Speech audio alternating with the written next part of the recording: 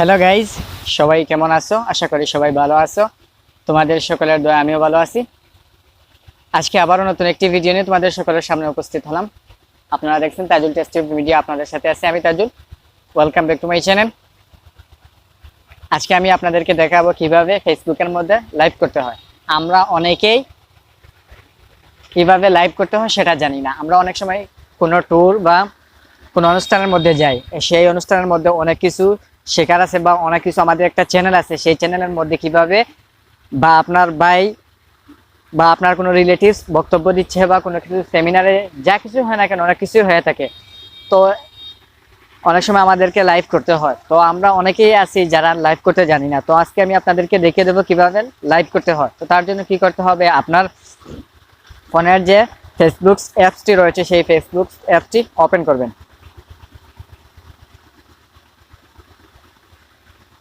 Open করার পর এখন কি করতে হবে, এখান থেকে আপনার যে প্রোফাইল পিকচার যে রয়েছে, ফটোটি রয়েছে, সেই ফটোটির উপর একটি ট্যাপ করবেন।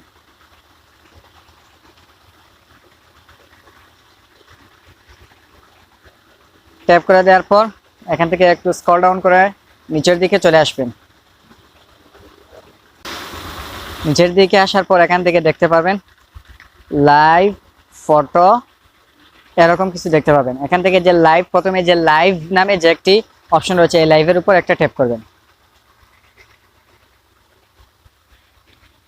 ট্যাপ করে দেওয়ার সাথে সাথে কিন্তু দেখুন এখানে আপনার লাইভটা শুরু হয়ে যাবে।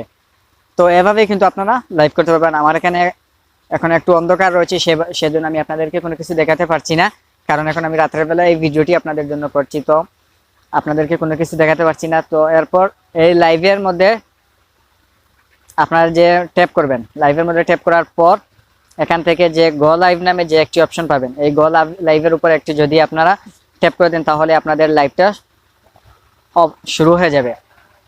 তো এভাবেই কিন্তু আপনারা আপনাদের ফোনের মধ্যে ফেসবুক দিয়ে কিন্তু আপনারা লাইভ করতে পারবেন। তো আশা করি আপনারা সকলে বুঝতে পেরেছেন। যদি বুঝেন তাহলে আমার ভিডিওটিতে একটি লাইক দেবেন এবং আমার চ্যানেলটি সাবস্ক্রাইব করে রাখবেন, যাতে করে পরবর্তীতে যে নতুন ভিডিও আমি আপলোড করি সেই নতুন ভিডিও সবার আগে আপনাদের কাছে পৌঁছে যায়। তো দেখা হবে পরবর্তীতে নতুন কোনো ভিডিওতে। এর আগ পর্যন্ত আপনারা সবাই ভালো থাকবেন, সুস্থ থাকবেন। খুদা হাফেজ।